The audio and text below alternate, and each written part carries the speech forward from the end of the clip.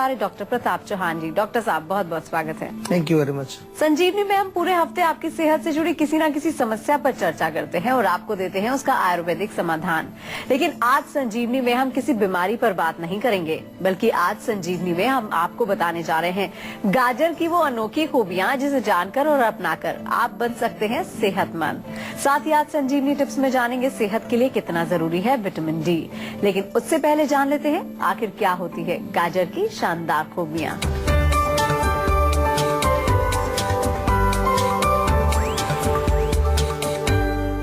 फट रही है स्किन, कम हो रही है आंखों की रोशनी, बढ़ गया है कोलेस्ट्रॉल, मसूड़े हो रहे हैं कमजोर। गजब का गाजर, गजब की खूबियां। तो सबसे पहले डॉक्टर साहब से जान लेते हैं कि गाजर में ऐसे कौन कौन से गुण पाए जाते हैं जिसकी वजह से गाजर को सेहत के लिए बड़ा फायदेमंद बोला जाता है। देखिए, गाजर वास्तव में एक बहुत ही हेल्दी सब्जी है और इसको ऐसे भी डायरेक्ट सलाद के रूप में भी खाया जाता है, सब्जी के रूप में भी खाया जाता है। इसके जो है हलवा भी बनाया जाता है, कई प्रकार के इसके व्यंजन तैयार किए जाते हैं। आपने देखा होगा लाल कलर की भी होती है, काली गाजर भी आती है, पीले रंग की गाजर भी आती है। फुल ऑफ न्यूट्रिशन, बहुत पोषण इसके अंदर है, ओजवर्धक है, धातुवर्धक है, बलवर्धक है। हमारे जो मस्तिष्क है और हमारी जो नर्वस सिस्टम है उसको ताकत देने वाली है। महिलाओं में गर्भाशय जो होता है यूट्रस, उसको शक्ति देने वाली है। इसके अतिरिक्त त्वचा के लिए बहुत अच्छी है। जिन लोगों को त्वचा में जो है चमक नहीं रहती है, पिगमेंटेशन वगैरह उनको है, उसके लिए बहुत अच्छा फायदा करती है। खून बनाने वाली है, यानी कि जिन लोगों में रक्त की कमी होगी, धातुओं की कमी होगी, कमजोरी ज्यादा रहेगी, उसमें गाजर का सेवन किया जा सकता है। तो अनेक प्रकार के फायदे गाजर से होते हैं। आंखों के लिए बहुत अच्छी है, विटामिन ए की वजह से इसमें अगर हम जिस लोगों की आंखों की दृष्टि कमजोर होती है वो भी गाजर का सेवन करते हैं। तो अनेक प्रकार के गुण इसके अंदर पाए जाते हैं। तो जब सीजन आता है उस समय जरूर किसी न किसी रूप में गाजर का सेवन आपको करना चाहिए। ऐसा नहीं कि केवल बस थोड़ा सा सलाद के रूप में खाएं, बाकायदा उसको आप प्रॉपर जो है, जो रेसिपीज भी आपको बताएंगे किस प्रकार से सेवन कर सकते हैं, ध्यान से सुनिए और गाजर खाइए और अपने आप को स्वस्थ बना करके रखिए। एक कॉलर हमारे साथ जुड़ गए हैं, यशपाल हैं फरीदाबाद से। क्या जानना चाहते हैं आप? हाँ जी, बहुत कम आवाज निकलती है। मैं काफी तेज बोलता हूँ, फिर भी कम आवाज निकलती है। तो मैं इसके लिए जानना चाहूंगा कि क्या सलूशन हो सकता है। देखिए, दो तीन चीजें इसमें आपको देखनी है। एक तो हो सकता है कि जहाँ से आवाज हमारी निकलती है, जो वोकल कॉर्ड्स है, वहाँ पर बलगम कई बार जम जाता है, जिसके कारण जो है आवाज निकलने में दिक्कत आती है। उसके लिए बहुत बढ़िया है कि गर्म पानी में थोड़ा सा नमक डाल करके गरारे करें। या कभी कभार वहाँ पर कफ का प्रकोप होने की वजह से प्रॉब्लम होती है, उसके लिए मुलेठी का चूर्ण आप प्रयोग कर सकते हैं। या स्वेलिंग अगर हो, उसके लिए भी मुलेठी बहुत अच्छी है। तो एक मुलेठी का पाउडर आप रखें घर में, आधा चम्मच सुबह, आधा चम्मच शाम को शहद में मिला करके उसको आप खा लीजिए, उससे रिलीफ मिलेगा। इसके अतिरिक्त कोई और प्रॉब्लम है, कोई अंडरलाइंग कॉज है, कोई नर्वस सिस्टम का प्रॉब्लम है, तो उसके लिए फिर थोड़ा सा विस्तार से बातचीत आपसे करनी पड़ेगी, रोग को समझना पड़ेगा, जिसके लिए आपको सुविधा हमने दी है। फरीदाबाद में आप रहते हैं, फरीदाबाद में ही जीवा का मेन सेंटर हमारा है, जो मेन केंद्र है। तो वहाँ जाकर के एक बार डॉक्टर से आप जरूर मिलिए और कोई रिपोर्ट्स वगैरह अगर आपने चेकअप वगैरह कुछ किया है तो वो भी रिपोर्टें आप जरूर साथ लेकर के आएं, जिससे कि हम रोग को अच्छी तरह से समझ के आपका इलाज जल्दी से जल्दी हम कर सकें। तो डॉक्टर साहब ने आपको ये तो बता दिया कि गाजर कितनी इम्पोर्टेंट है हमारी सेहत के लिए। तो डॉक्टर साहब, किन किन पोषक तत्वों से भरपूर है ये गाजर? गाजर में बहुत सारे विटामिन होते हैं। विटामिन ए जैसा मैंने बताया, विटामिन सी है, विटामिन डी है, विटामिन ई भी है, विटामिन के भी इसके अंदर पाया जाता है। इसके अतिरिक्त इसमें कैल्शियम है, मैग्नीशियम है, पोटाशियम है, सोडियम है, आयरन भी मिलता है। मिनरल्स इसके अंदर होते हैं, जिंक की मात्रा भी इसमें पाई जाती है, कार्बोहाइड्रेट्स इसके अंदर होते हैं। इसके अतिरिक्त जो है, जैसा कि इसमें बीटा कैरोटीन करके एक एंटीऑक्सीडेंट भी पाया जाता है, जो हमारे शरीर को, जो फ्री रेडिकल्स को साफ करता है, हमारे शरीर में एक तरह से कहें तो हमारी बॉडी की इम्यूनिटी को बरकरार रखता है, शरीर को स्वस्थ बनाता है। तो बहुत सारा पोषण है, बहुत सारे न्यूट्रिएंट्स इसके अंदर पाए जाते हैं। इनका जो है आपको सेवन करने से बहुत लाभ मिलता है। गाजर का सेवन करने से, जैसा कि मैंने विटामिन्स का जिक्र किया, तो अनेक प्रकार के विटामिन्स की डेफिशिएंसी होने से हमारे शरीर में अनेक प्रकार के रोग आते हैं। तो गाजर खाइए और विटामिन को आप जो है डेफिशिएंसी होने से बचाइए और अपने शरीर को स्वस्थ रखिए। एक कॉलर हमारे साथ जुड़ गए हैं, आकाश है मथुरा से। क्या जानना चाहते हैं आप? मेरा जो हेल्थ है ना वो ग्रोथ नहीं हो पा रही है ठीक से। मतलब आप क्या मोटे नहीं हो रहे?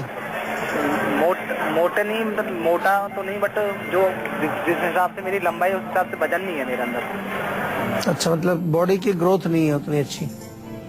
देखिए, उसके लिए दो चीज आपको ध्यान रखनी है। एक तो पाचन आपका ठीक होना चाहिए।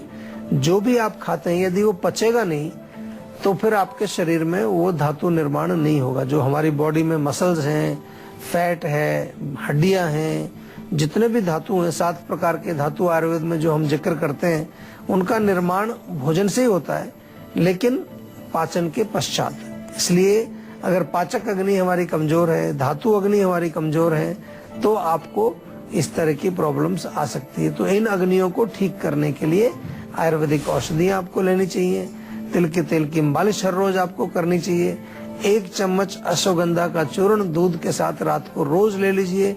शहद का सेवन करिए, जीवा का च्यवनप्राश मंगा लीजिए, और इसके साथ साथ आजकल जो है गाजर चुकंदर का आप सूप बना के पिए या जूस लें उसका। अनार का सेवन करें, सेब का सेवन करें, मतलब पौष्टिक खाना भी खाएं प्लस पाचन को भी अपने ठीक रखें। मूल मंत्र यही है कि जो खाएं वो पच जाए। यदि पचेगा नहीं तो वो आम भी बनाएगा और आपके शरीर में रोग भी पैदा करेगा। तो अब डॉक्टर साहब से जान लेते हैं कि गाजर के इस्तेमाल से सेहत से जुड़ी किन किन दिक्कतों और परेशानियों से बचा जा सकता है। जी डॉक्टर साहब बताइए। गाजर खाने से देखिए, एनीमिया यदि आपको है, खून की कमी, तो आप गाजर का सेवन करें। आपको आंखों की दृष्टि की प्रॉब्लम है, आई साइट वीक है, उसमें गाजर बहुत अच्छा काम करती है। इसके अलावा आपको अगर ब्लड प्रेशर की बीमारी है या आपको कमजोरी शरीर में रहती है, पेट के रोगों में भी बहुत अच्छा काम करती है। पेट के रोग हैं, आपको कब्ज रहती है, आपको इंडाइजेशन रहता है, या अगर यदि कहीं हम देखें कि यूरिन से संबंधित रोग होते हैं, कहीं आपको पेशाब में जलन होती है या यूरिन में किसी प्रकार की रुकावट आपको आती है, यूरिन पूरा फ्लो उसका ठीक नहीं है, उसमें भी आप गाजर का जूस या गाजर का भी सेवन कर सकते हैं। इम्यूनिटी बढ़ानी अगर आपको है, अपने शरीर में जो है रोगों से लड़ने की शक्ति आपकी कमजोर है, इम्यूनिटी पावर लो है, उसके लिए गाजर का सेवन करें तो अनेक रोग उससे फिर आपके ठीक होंगे। क्योंकि जब इम्यूनिटी हमारी स्ट्रांग होती है तो एलर्जी है और छोटे मोटे जितने भी रोग हैं, बार बार कोल्ड होना, बार बार जो है बीमार पड़ना, इन रोगों से आपको बचाव मिलेगा गाजर खाने से। एक कॉलर हमारे साथ जुड़ गए हैं, मुकेश है फर्रुखाबाद से। क्या जानना चाहते हैं आप? जी, मैं जानना चाहता हूँ कि मेरे जो बाल हैं वो व्हाइट हो रहे हैं। अच्छा, मेरी उम्र है 22 साल जी। वो तो मैं जानना चाहूंगा डॉक्टर साहब कि इनका कुछ समाधान हो सकता है आयुर्वेद में? बिल्कुल समाधान हो सकता है, और हम बार बार आपको एक चीज और भी बताते हैं कि बालों को समाधान तो हम बताते ही आपको, लेकिन ये भी समझाते हैं कि क्यों आपके बाल सफेद हो रहे हैं। और बाल सफेद होने का मूल कारण इस उम्र में, 22 साल की उम्र में, केवल पित्त की वृद्धि हम मुख्य रूप से मानते हैं। ज्यादा गर्मी जब बढ़ेगी आपकी बॉडी के अंदर तो बाल सफेद होंगे। आंवले का आप जो है चूर्ण बनाइए, 1-1 चम्मच सुबह शाम सेवन करिए। भृंगराज अगर मिल जाए आपको तो वो भी इसमें बराबर मात्रा में मिला के रख लेंगे तो बहुत अच्छा मिश्रण आपका बन जाएगा। इसके साथ साथ प्याज का रस निकाल करके आपको बालों की जड़ों में लगाना है। बहुत अच्छा रेगुलरली उसको लगाएं, सप्ताह में 2-3 दिन लगाएं, उससे भी आपको काफी रिलीफ मिलेगा। लगाने के पश्चात कम से कम 45 मिनट या 1 घंटे तक उसको लगा रहने दीजिए। उसके बाद वॉश करिए। वॉश करने के लिए आंवला शैम्पू या ब्लैक पर्ल शैम्पू एक हमारे यहाँ जीवा में मिलता है, ब्लैक पर्ल शैम्पू। जिन लोगों के बाल सफेद हैं, बाल गिरते हैं, ब्लैक पर्ल शैम्पू और आंवला शैम्पू, ये 2 चीजें। हमने एक ऑनलाइन फैसिलिटी भी शुरू की है आपके लिए कि आप ऑनलाइन जाकर के भी ऑर्डर दे सकते हैं, आपके घर चीज आएगी, और फोन करके भी आप मंगा सकते हैं। आपको ऑनलाइन अगर नहीं जाना, फोन करके भी आप ऑर्डर कर सकते हैं। लेकिन जैसा मैंने कहा कि गर्म चीजें आपको नहीं सेवन करनी चाहिए। बहुत ज्यादा चाय, कॉफी, मिर्ची, मसाले, अचार, खटाई, इसका सेवन बंद कर दीजिए। हमारा जो प्रयास है ये इस शो के माध्यम से, या जितना भी हम जो आयुर्वेद के प्रचार के लिए जो कार्य करते हैं, हमारा इसका मेन उद्देश्य है कि आप लोग इस ज्ञान को समझें, इस नॉलेज को, जो हमारी अपनी धरोहर है, अपनी संस्कृति के साथ जुड़ी हुई ये नॉलेज है, इसको आप जो है ज्यादा से ज्यादा समझने की कोशिश करें, उसको प्रैक्टिस में लाएं, ताकि आप लोग स्वस्थ रह सकें। ये बहुत इंपॉर्टेंट चीज है। जरूरी नहीं है कि आपको छोटी सी प्रॉब्लम है तुरंत एकदम से गोली खानी है, डॉक्टर के पास भागना है। पहले उसको देखिए क्या मेरा कारण है, इसका क्या प्रॉब्लम है, और कुछ ना कुछ अपने घर में ही आप ढूंढिए, वहाँ कुछ ना कुछ चीज मिलेगी आपको। अगर आपको कोई चीज समझ नहीं आती है, हमारे यहाँ फोन करके डॉक्टर से बातचीत करिए। और रोग यदि पुराना हो चला है, 3-4 महीने से ज्यादा पुराना हो गया है, ठीक नहीं हो रहा है, दवाइयाँ भी आपने खा ली है, फिर आप घरेलू नुस्खों तक सीमित मत रहिए। एक कॉलर हमारे साथ जुड़ गई है, नीतू है लखनऊ से। क्या जानना चाहती हैं आप? जी, बताना चाहेंगे जो मेरे फेस पे ना काफी दाने हो रहे हैं, तो फिर उनके लिए क्या है? दानों के लिए देखिए, एक तो नीम की पत्ती जो होती है ताजी, उनका पेस्ट बनाइए आप और वहां पर अप्लाई कर लीजिए। और नीम का ही चूर्ण, नीम के पत्तों का चूर्ण या नीम टैबलेट हमारे यहाँ मिलती है, 2 गोली सवेरे 2 गोली शाम को। तुरंत इसका सेवन करना शुरू करिए, बहुत फायदा रहेगा आपको। लेकिन साथ में मिर्ची, अचार, खटाई, जो गर्म चीजें होती, तीखी चीजों का सेवन आप ना करें, तो आपके चेहरा साफ रहेगा। कभी कभार मैंने ये भी देखा है कि यदि चेहरे पर इस तरह के पिगमेंटेशन या कोई दाने निकलते हैं, एक्ने, पिंपल्स, उसका कनेक्शन मानसिक तनाव से भी होता है। जिन लोगों को बहुत स्ट्रेस होता है, कभी कभार हार्मोनल जो इम्बैलेंस होता है हमारे शरीर के अंदर, उसके साथ भी इनका कनेक्शन देखने को मिलता है। तो कारण के अनुसार उसका चिकित्सा, लेकिन नीम का जो हमने बताया आपको, ये डेफिनेटली आपको कुछ ना कुछ फर्क इसमें पड़ेगा। लेकिन अगर स्पेसिफिकली किसी कारण से रोग हो रहा है, तो उसके लिए स्पेसिफिक औषधि आयुर्वेद में आपको मिलती है। आयुर्वेदिक दवाइयाँ आपको उससे रोग को जड़ से भगा देती है, जड़ से ठीक करती है। और अब बारी है आज की संजीवनी की, जिसमें डॉक्टर साहब बताएंगे गाजर को लेकर क्या है आज की संजीवनी। जी डॉक्टर साहब बताइए। देखिए, अगर आईसाइट आपकी कमजोर है, चश्मा लगा हुआ है, तो 1 गिलास गाजर का जूस रोज आप पीजिए। सीजन में आप खूब दबा के इसको सेवन करें, अच्छा आपको फायदा मिलेगा इससे। आंखों की एक्सरसाइज भी साथ में करें, पानी के छींटे भी आंखों में मारें। यदि आपको एनीमिया है, खून की कमी है, तो गाजर, चुकंदर, पालक का जूस आप सेवन कर सकते हैं। इसके अलावा पीलिया यदि आपको हो गया है, तो पीलिया में भी गाजर का जूस बहुत फायदा करता है, उसका सेवन किया जाए। लेकिन ठंडा सेवन ना करें, उसको बिल्कुल चिल्ड नहीं होना चाहिए। चाहे तो हल्का सा थोड़ा सा गुनगुना पानी उसमें मिलाएं। और अगर कमजोरी है, शरीर में वीकनेस बहुत है, शरीर में ताकत नहीं है, पतले हो गए, दुबले हो गए, धातुओं की कमजोरी है, गाजर को कद्दूकस करें। 1 पाव गाजर को, उसको आधा लीटर दूध में खूब अच्छी तरह से उबाल लें, जब तक वो टाइट ना हो जाए। थोड़ा सा चीनी, खांड या शहद मिला करके मीठा करें उसको। शहद डालना है तो ठंडा होने पर डालिए उसमें, और उसको सेवन करेंगे तो आपको बहुत शक्ति मिलेगी। 1 महीना रेगुलर खाएंगे, शक्ति मिलेगी। अगर आपको पिगमेंटेशन है, चेहरे पर काले धब्बे हैं, तो उसके लिए आपको क्या करना है, आप गाजर का जूस या गाजर के जूस में थोड़ा सा जो है बेसन का पाउडर मिला करके एक पेस्ट बना करके वहाँ लेप लगाएं, फेस मास्क बनाएं, उससे आपको बहुत फर्क पड़ेगा। तो डॉक्टर साहब ने आपको ये तो बता दिया कि गाजर में कितनी सारी खूबियां होती हैं और सेवन जरूर करना चाहिए, लेकिन डॉक्टर साहब क्या कोई परहेज या सावधानी भी बरतनी चाहिए? देखिए, परहेज इसमें यही है कि जब जिस प्रकार से आप सेवन करते हैं उसका जो है ध्यान रखना चाहिए। सबसे बढ़िया है कि अगर सर्दियों के मौसम में आप सेवन कर रहे हैं तो सूप बना लें उसका, या बॉइल्ड करके उसको खाएं, पका करके खाएं तो ज्यादा अच्छा रहता है। स्टीम करके खाएं, क्योंकि ठंडा होने से अगर हम उसको ऐसी जूस वगैरह के रूप में लेंगे तो वो थोड़ा सा अपच कर सकता है, वायु बढ़ा सकता है कई बार। और दूसरी चीज ये है कि सेवन डेफिनेटली उचित मात्रा में ही करना चाहिए, अनुचित मात्रा में उसका सेवन नहीं करना चाहिए। ओवर ईटिंग नहीं करनी चाहिए, केवल जो है उसी मात्रा में खाएं जो आप आसानी से पचा सकते हैं, जिससे आपको पूर्ण लाभ उसका मिल सके। एक कॉलर हमारे साथ जुड़ गए हैं, सूरज है दिल्ली से। क्या जानना चाहते हैं आप? जी, मेरे घुटनों में काफी दर्द रहता है और सूजन भी रहता है, तो इसके लिए क्या करना चाहिए? कहाँ पर दर्द रहता है? घुटनों में दर्द। घुटनों में दर्द रहता है और सूजन भी रहती है? जी। देखिए, हल्दी इसमें बहुत अच्छा काम करेगी। 1 चौथाई चम्मच 1/4 टीस्पून हल्दी 1 कप गर्म दूध में मिला करके रात को सेवन करें, उससे आपको फर्क पड़ेगा।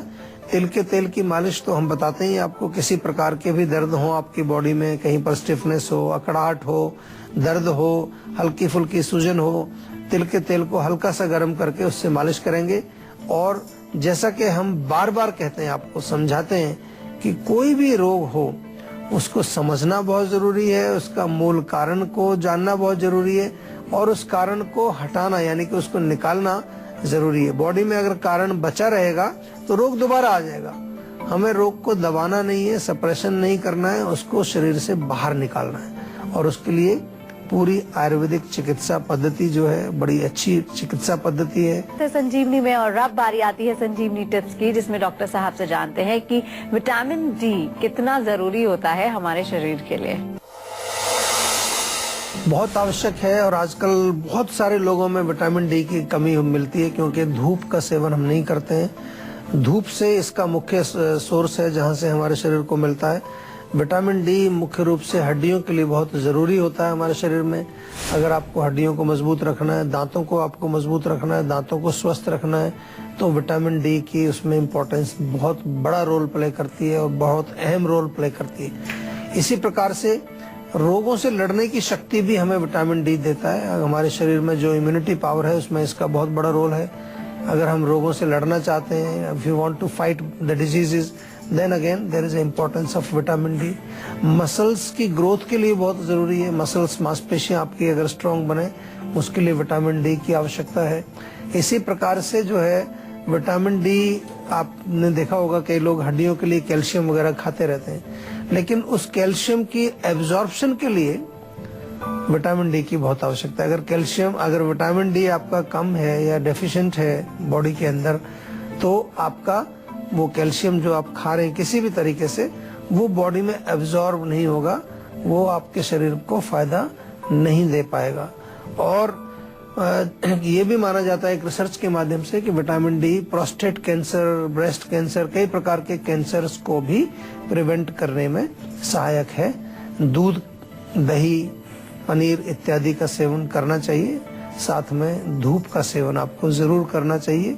आधा घंटा, अगर रोज भी नहीं कर सकते हैं तो सप्ताह में 2-3 दिन अगर आप आधा घंटा धूप का सेवन करें तो आपको विटामिन डी काफी मात्रा में मिल जाता है। तो डॉक्टर साहब बहुत बहुत शुक्रिया इतनी सारी जानकारी देने के लिए।